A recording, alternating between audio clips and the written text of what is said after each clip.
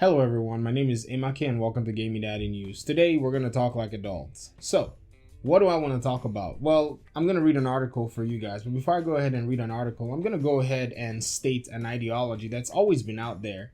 And I'm going to paraphrase, I'm not going to do any quotes. And one of the things about this ideology is the big lie idea.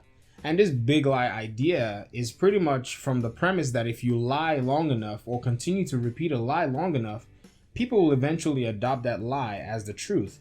In fact, even you yourself, as you continue to perpetuate that lie, you'll eventually come to believe it yourself. Now, this is the dangerous idea that EA is actually doubling down on when it comes to society and when it comes to business practice. Now, let me read this article for you. And the reason I wanted to read this is because of the unfortunate situation that we've seen go on as a result of this, okay? So this article, I don't know when it was written, but it was on EA. It's on EA's website. I'm going to put a link for you guys to see it. I'm going to read the first paragraph, okay? So let me read. Our industry is evolving faster and more dramatically than ever before. The games we want to play and spend time with, the experiences we want to have in those games and the way we play, all those things are continually changing. So is the way games are made. In this fast-moving space, we're always forced on creating experiences that our players want to play. And today, that means we're making a significant change with one of our upcoming titles. Now, this was the opening paragraph before EA announced that they were going to strip the Star Wars story experience from Visceral Games and move it to an EA Vancouver studio to change the way the game was. The reason they made this move was because that game, according to EA, was shaping up to be a story-based linear adventure game. EA continues to use this story-based linear adventure term as if it's a bad thing. Now, not all players want a story-driven experience. Not all players actually want to sit in a place and walk through multiple missions or a linear story experience. Let's not put that out there. But, I mean, if God of War sold a few million copies in its first few weeks of release, then what that means is in its first few weeks of release, a few million people actually want a story-driven linear experience. But EA has decided to double down on making this or trying to make this a bad thing. Now, that leads me to my second part of this.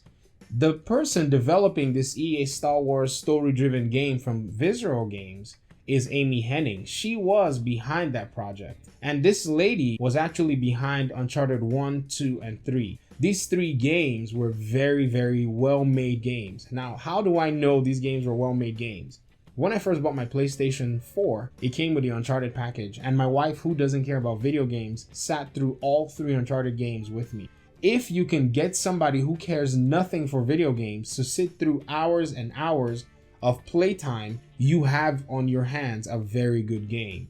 But EA turns around and says that this is actually not what players want. EA says and claims that the industry is changing very fast and players don't actually want this. And even in their article, this update, they're even saying that they actually were testing with some players and it's not really what they wanted. Now, I need to ask, what is the sample size of the gamers that this was tested with? Did they bring a variety of gamers, casual, hardcore, or those who are even content creators in the area of story-driven games?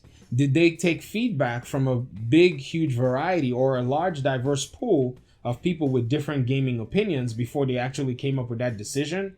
Now, we don't know the answer to that, but EA is telling us pretty much the only version of the story that we have, which is their version.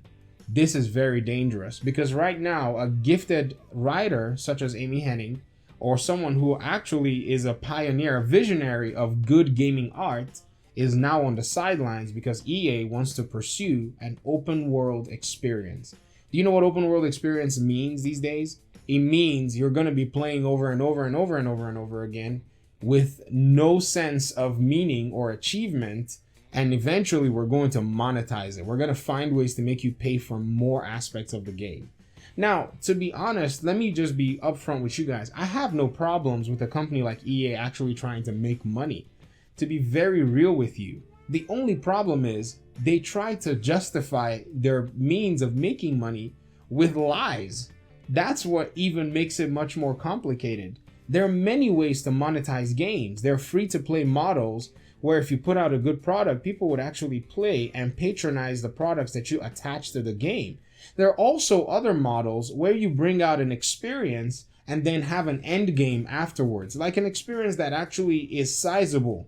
Not 6 hours, even 20 hours or 15 hours is actually forgivable.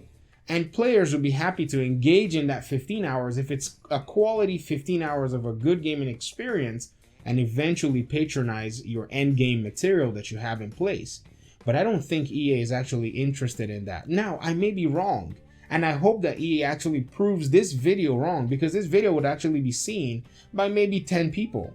But I hope EA is actually going to be the bigger person in this picture and actually make a good game out of this, because right now, the gaming community is seeing them as a shady business corporation. Even though they have this PR where they come out in front of everybody and they say different things. They say one thing, but then they do another thing. We all know that they're being frauds. They're being fraudulent with their community and their player base. But nonetheless, I think that they're probably not going to repent unless they take this Star Wars game and make it a full-blown RPG game where it provides a lot of playtime value and actually captures the RPG audience. That's the only way they can spin this off. But if it becomes something that looks like the Battlefront 2, then it's nonsense. Because if you look at the whole Battlefront agenda, from Battlefront 1 all the way through Battlefront 2, EA has actually shown their hands that they want to actually heavily monetize this franchise. Now, I don't know how they got the franchise. I don't know how they got it from Disney. But even if they got some of it from Disney, I think they owe Disney a huge franchise fee.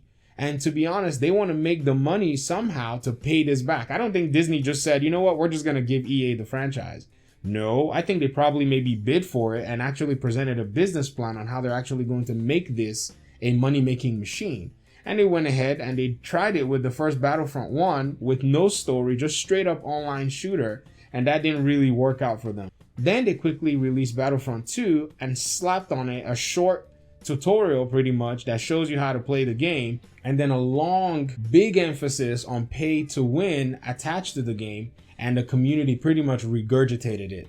I think EA learned their lesson just a little bit, but not enough to understand that players actually want a good experience. So they were mistaken, right? But yet they've already scrapped this Visceral Games idea from Amy Henning, and they're still going along and developing what it is that they want, even after players rejected the model that they actually put with the Star Wars Battlefront 2. It seems to not deter them from going ahead with what it is that they want to do. So this is what I think. I think EA is engaging in a dangerous practice where they're actually trying to justify their practices with a big lie, hoping that one day it's going to stick. But let me just throw something out there. And I don't know if anybody from EA is going to see this video, but let me just help you guys out. Have you looked at the demographics of gamers? Do you actually think that gamers are actually stupid? Because the gaming demographics actually shows that the highest percentage of gamers range from about 25 years all the way through 50. 25 is like the age of maturity. By the time you're 25, your cerebral cortex has actually matured fully enough to make complex decisions, not just emotional decisions at this point. Now, for those who actually don't care and want to spend their money, it's their money to spend. And EA is going to continue to take the money. But for those who want to make a sound decision to purchase a game based on its timeline from origin all the way to publication, a lot of them are going to hold back their funds. EA, I have a question for you guys and your business practices. What would it look like if you had a bigger population of gamers, intelligent people who actually patronize your products because they not only respected your work, but also respected your business practices? Go ahead and think about that in your next board meeting. Thank you guys so much for listening and watching this video. I want to hear your thoughts in the comments, and I guess I'll see you in my next video. Peace.